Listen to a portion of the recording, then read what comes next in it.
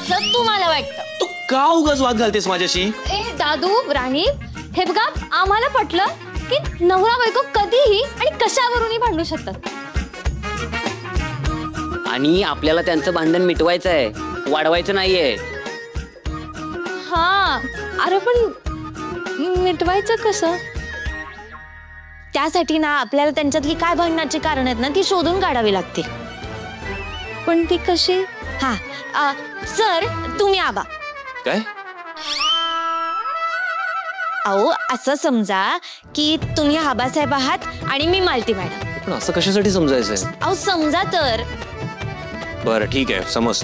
हा अश्विनी तू ना सगळे मुद्दे लिहून काढ. हा तर मग तिकडे नोटपॅड आहे.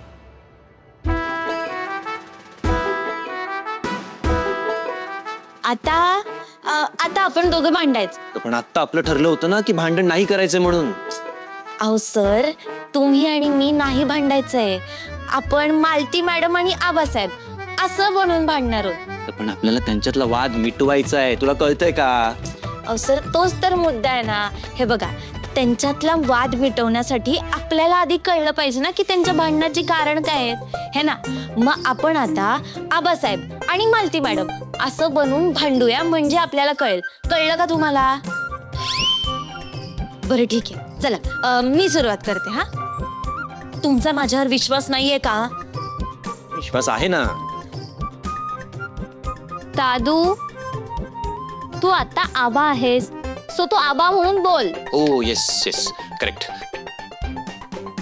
विश्वास होता मालती, विश्वास होता पण तो तुम्ही गमावलाय. आणि एकदा का एखाद्यावरचा विश्वास गमावला ना आपण त्याच्यावर पुन्हा विश्वास नाही ठेवता येत. हो का? मग माझ्या विश्वासाचं काय? तुम्ही कायम मला सोडून इतरांना महत्व देत गेलात. मलाही वाटायचं ना माझ्या नवऱ्याने माझी बाजू घ्यावी, हक्काने माझ्या बाजूने बोला.